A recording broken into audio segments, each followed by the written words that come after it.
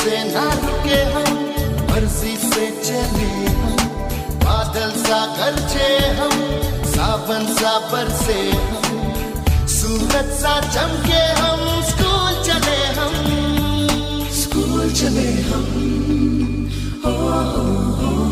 से ना रुके। નમસ્કાર વિદ્યાર્થી મિત્રો, હું પિયુષ દવે શ્રી સનફ્લાવર વિદ્યાલય ખોરડીયાદમાં આપનું હાર્દિક સ્વાગત કરું છું. વિદ્યાર્થી મિત્રો, આની પહેલાંના લેક્ચરમાં આપણે સાદો વર્તમાનકાળ અને સાદો ભૂતકાળ વિશે વિસ્તૃત ચર્ચા કરી છે. આજે આપણે સાદો ભવિષ્યકાળ જે છે એના વિશે ચર્ચા કરવા જઈ રહ્યા છીએ. તો જે બે એ કાળ શીખ્યા હતા એ જ પ્રમાણે આપણે સાદા ભવિષ્યકાળમાં કઈ ક્રિયાઓ આવે, સાદો ભવિષ્યકાળ ક્યારે યુઝ થાય, એના કીવર્ડ શું છે, એની વાક્ય રચનાઓ કઈ છે, એક્ટિવ અને પેસિવ, અને ત્યાર પછી આપણે એના એક્ઝામ્પલ સોલ્વ કરવાના છે. તો આપણે હવે સાદો ભવિષ્યકાળ વિશે ચર્ચા કરવા જઈ રહ્યા છીએ.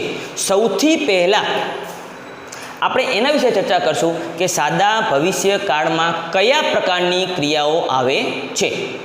તો સાદા ભવિષ્યકાળમાં હંમેશા એવા પ્રકારની ક્રિયાઓ આવે જે ક્રિયાઓ ભવિષ્યમાં થવાની બાકી છે, ભવિષ્યમાં થવાની બાકી હોય. તો એનો મતલબ શું થયો કે એવી ક્રિયાઓ જે બોલવાના સમય પછી આપણે ક્રિયા કરવાની બાકી છે.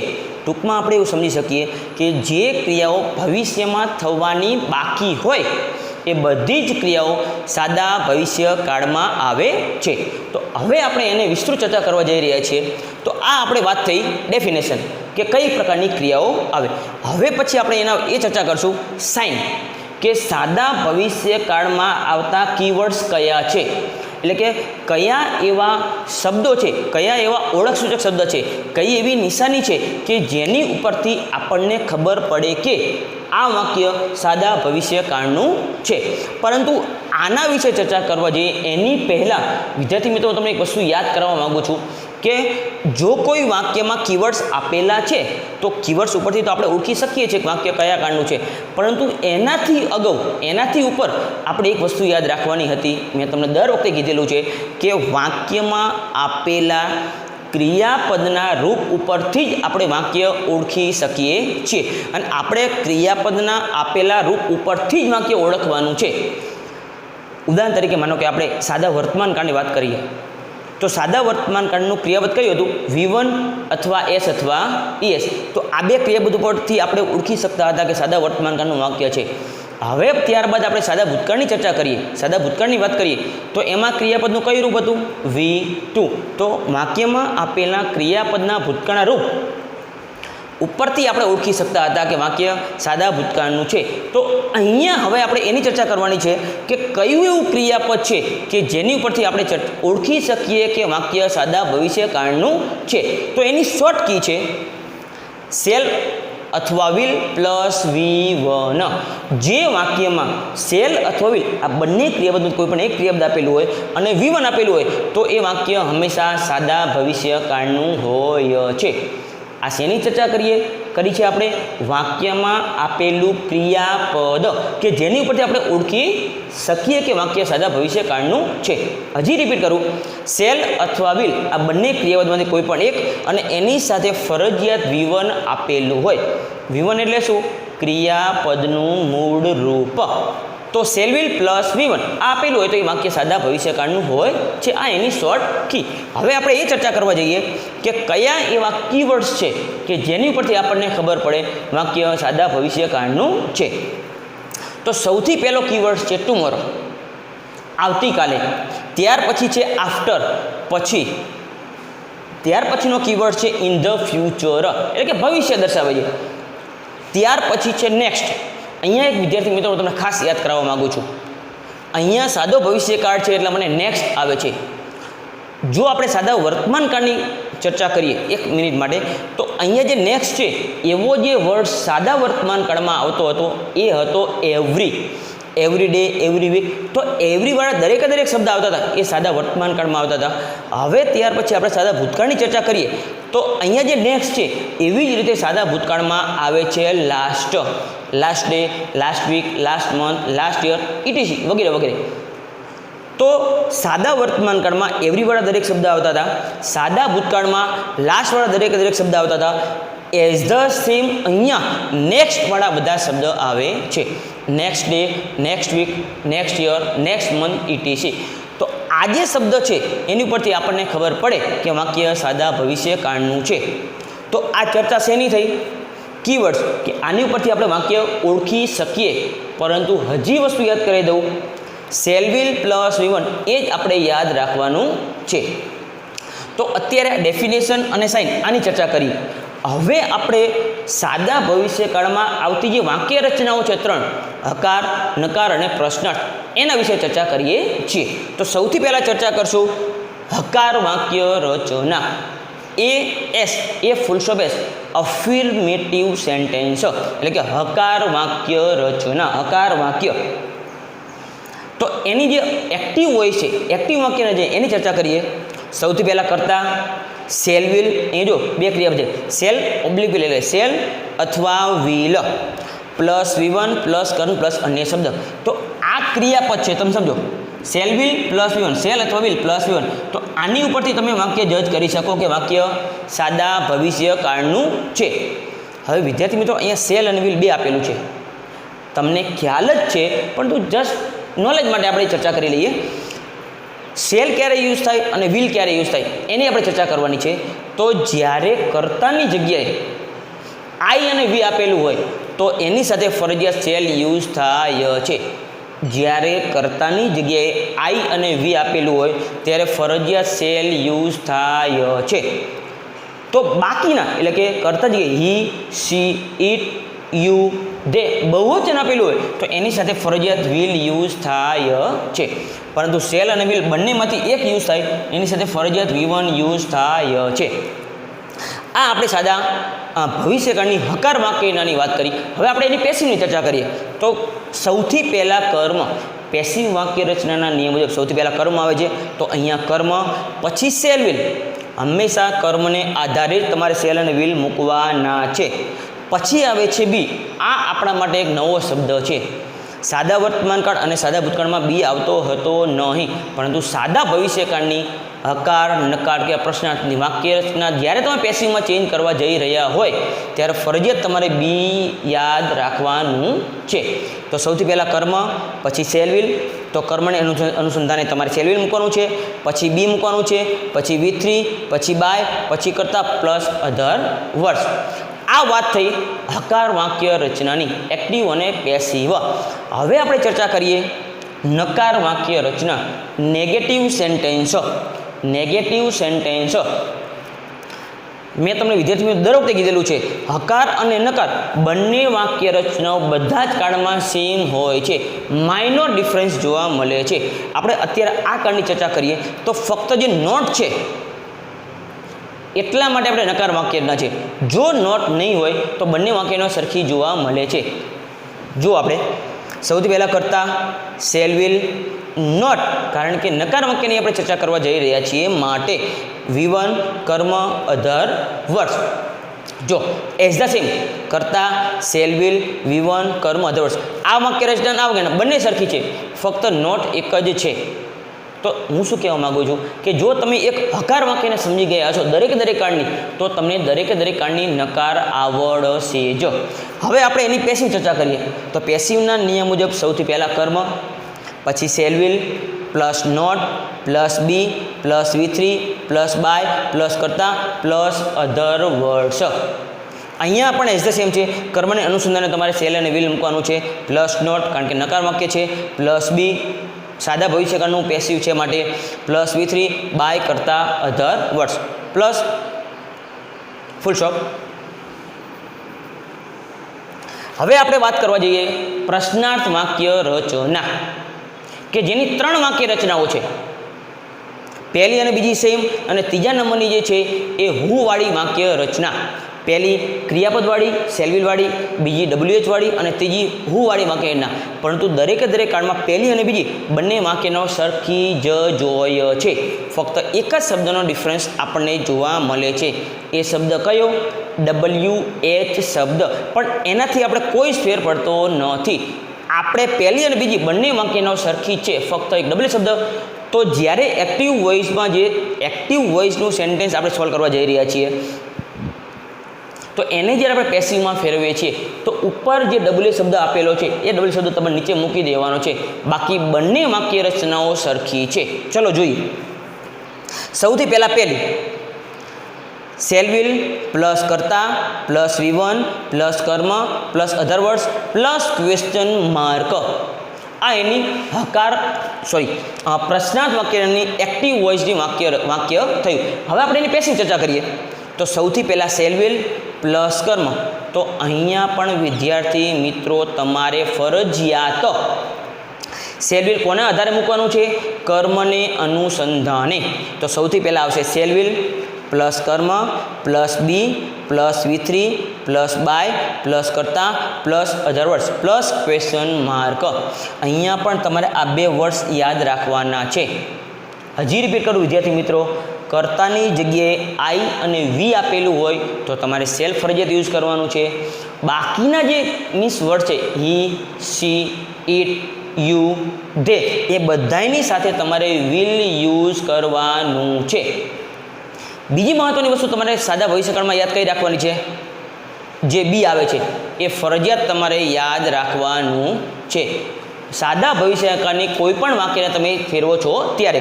હવે આપણે બીજા નંબરની વાક્યની ચર્ચા કરીએ. તો સૌથી પહેલાં WS શબ્દ. WS શબ્દ એટલે WS શબ્દમાં આવતા દરેકે દરેક શબ્દ, પછી શેલ વિલ, પછી કર્તા, V1, કર્મ, અધર વર્ડ્સ. આમાં આપણે WS શબ્દને એક મિનિટ માટે ઇગ્નોર કરીએ તો બંને વાક્ય રચનાઓ સરખી છે કે જેથી તમે સરળતાથી યાદ રાખી શકો. હવે આપણે પેસિવની ચર્ચા કરીએ. તો જે એક્ટિવમાં WS શબ્દ છે એ તમારે WS શબ્દ નીચે મૂકવાનો છે. એક જ શબ્દ હુની વાક્યના જુદી આવે છે. તો WS શબ્દ શેલ વિલ, કર્મ, બી, V3, બાય, કરતા, અધર વર્ડ્સ. આ પહેલી અને બીજી બંને વાક્ય રચનાઓ સરખી જ છે. વિદ્યાર્થી મિત્રો હજી તમને રિપીટ કરું, ખાલી WS શબ્દ તમારે આવે છે તો એની કોઈ ચિંતા કરવાની જરૂર નથી. જે એક્ટિવમાં WS શબ્દ છે એ તમારે નીચે મૂકી દેવાનો છે. તો આ પહેલી અને બીજી. હવે આપણે જે ચર્ચા કરવા જઈ રહ્યા છીએ એ ત્રીજા નંબરની વાક્યના જે હુથી વાક્યની શરૂઆત થાય છે એની ચર્ચા કરીએ. હવે આપણે જે હુવાળી વાક્યના છે એના વિશે ચર્ચા કરીએ છીએ. તો હુવાળી વાક્યના સૌથી પહેલાં એવી એટલે કે એક્ટિવ વોઇસ હુ પ્લસ વર્બ. અહીંયા વિલ અથવા શેલ, બરાબર છે, પણ મોટે ભાગે વિલ જ યુઝ થાય છે. મીન્સ એટલે આપણા માટે વર્બ લખ્યું છે. Who plus verb plus V1 plus કર્મ પ્લસ અધર વર્ડ્સ. હવે એની પેસિવ વિશે ચર્ચા કરીએ તો સૌથી પહેલાં આપણે આની પહેલાં ચર્ચા કરેલી છે કે હું વાળું વાક્ય તો સૌથી પહેલાં તમારે બાય હુમ મૂકવાનું છે. બાય હુમ પછી વર્બ મીન્સ કે વિલ, પછી કર્મ, પછી બી, V3, અધર વર્ડ્સ. અહીંયા બાય હુમ મૂકેલું હોય છે. પછી હું વાળા વાક્યમાં પાછળ બાય હુમ આવતું નથી. ફરજિયાત આપણે આ એક વસ્તુ યાદ રાખવાની છે. સાદા ભવિષ્યકાળમાં ફરજિયાત બી ઇન્ક્લુડ કરવું પડે છે. તો વિદ્યાર્થી મિત્રો અત્યારે આપણે સાદા વર્તમાનકાળની વ્યાખ્યા, કીવર્ડ્સ, ત્રણ વાક્ય રચનાઓ એના વિશે ચર્ચા કરી. હવે એના અનુસંધાને જે એક્ઝામ્પલ આવે છે એ આપણે અત્યારે સોલ્વ કરવા જઈ રહ્યા છીએ કે જેથી તમને વિગતવાર ખબર પડે કે કયું વાક્ય હકાર, નકાર ને પ્રશ્ન કઈ રીતે આપણે ફેરવી શકીએ. અહીંયા મેં તમને દરેક જે વાક્યના છે એના એક એક્ઝામ્પલ મૂકેલા છે કે જેથી આપણે વધુ સમજી શકીએ. સૌથી પહેલી વસ્તુ છે, પહેલું example, I shall buy a pen. હવે વાત રહી હતી એક્ઝામમાં આપણે કઈ રીતે ઓળખવાની.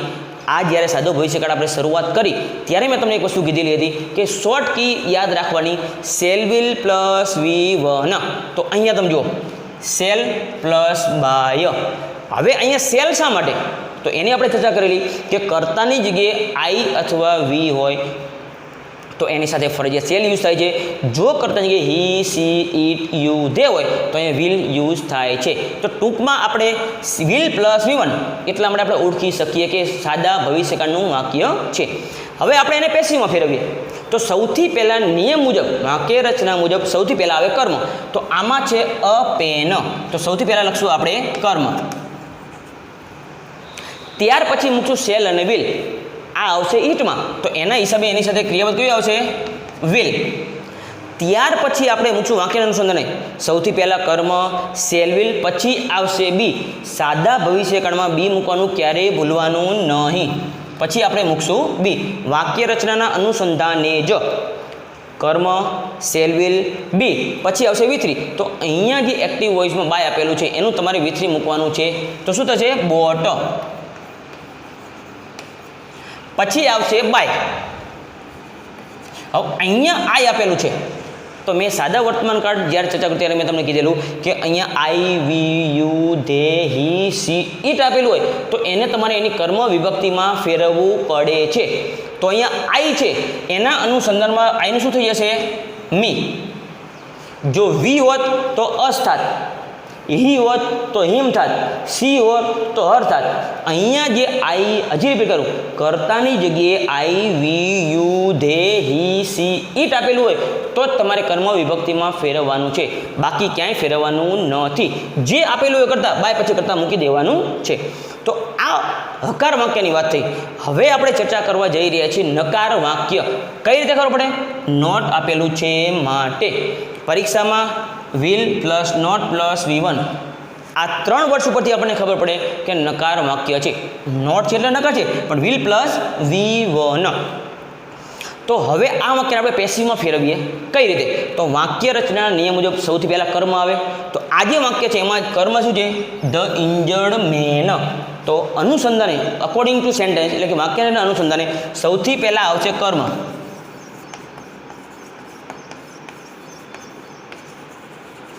આપણે મૂકી દીધું. હવે ઇન્જર્ડ મેન હીમાં આવશે તો એની સાથે ફરજિયાત ક્રિયાપદ કઈ યુઝ થશે? વિલ. નકાર વાક્ય છે એટલા માટે નોટ અકોર્ડિંગ વાક્ય રચનાના નિયમ મુજબ. પછી આવશે બી. હવે આપણે મૂકવાનું છે V3. તો આ ક્રિયાપદ છે સેવ, એનું V3 થાય છે સેવડ. પછી છે બાય અને પછી અહીંયા આપેલું છે વી. હમણાં મેં તમને કીધું તે પ્રમાણે તો ડાયરેક્ટ તમે બાય પછી વી મૂકી શકશો નહીં. તો વી છે એની કર્મ વિભક્તિમાં તમારે ફેરવવું પડે, મીન્સ કે અસ, બાકી ફૂલ સ્ટોપ. હવે જે વાક્ય છે આપણા પ્રશ્નાર્થ વાક્ય, બે સેમ અને એક ત્રીજું હુવાળું વાક્ય. તો સૌથી પહેલાં આપણે પ્રશ્ન વાક્યની ચર્ચા કરીએ. Will you give a car for few minutes. તો વિલ પ્લસ V1 એના અનુસંધાને આપણે ઓળખી શકીએ વાક્ય કયા કાળનું છે. તો હવે આપણે એને પેસિવમાં ફેરવીએ. તો પ્રશ્નાર્થ વાક્યને જ્યારે પેસિવમાં ફેરવીએ છીએ તો શેલ વિલ ફરજિયાત પહેલાં આવે, પણ કર્મને અનુસંધાને. તો આ વાક્યમાં કર્મ છે અકાર, જે ઈટમાં આવે છે. તો ઈટ સાથે ક્રિયાપદ કયું આવશે? ફરજિયાત વિલ. શેલ વિલ પ્લસ કર્મ. કર્મ શું છે? અકાર. વાક્ય રચનાના અનુસંધાને શેલ વિલ પ્લસ કર્મ પ્લસ બી. તો આપણે મૂકશું બી. પછી આવશે V3. તો ગીવ જે V1 છે એનું તમારે V3 મૂકવાનું છે. Give, gave, given. હજી વિદ્યાર્થીઓ સમજો. સૌથી પહેલાં શેલ વિલ પ્લસ કર્મ plus be plus V3 plus by you.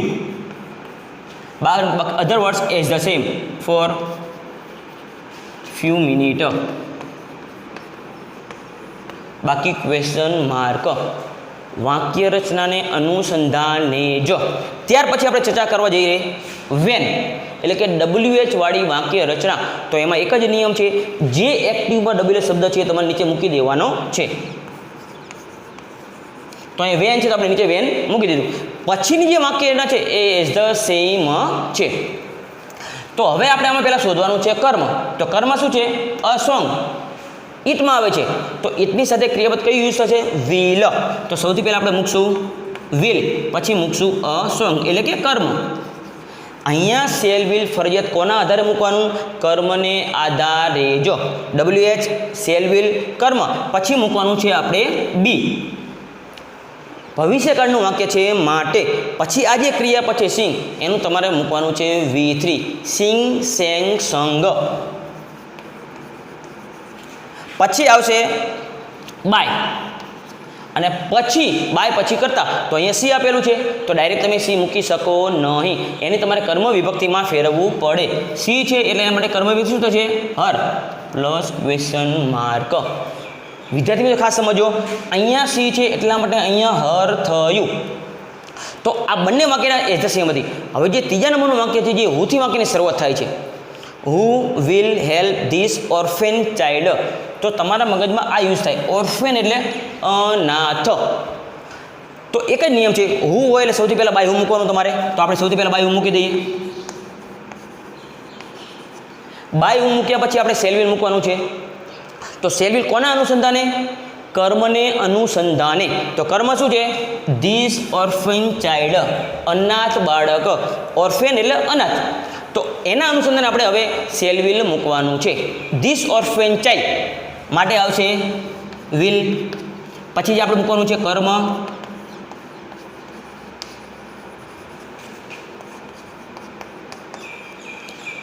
સૌથી પહેલાં હુંનું બાય હુમ, પછી સેલવિલ, કર્મનું અનુસંધાન આપણે હવે મૂક્યું છે કર્મ. પછી આવશે બી, પછી V3. તો અહીંયા જે હેલ્પ આપેલું છે એનું તમારે V3 મૂકવાનું છે. અને જેનું V3 થાય છે હેલ્પડ. અધર વર્ડ્સ આપણને આપેલા નથી, બાકીનો ક્વેશ્ચન માર્ક. આ દરેકે દરેક વાક્ય આપણે વાક્ય રચનાને અનુસંધાનને જ આપણે સોલ્વ કર્યા છે.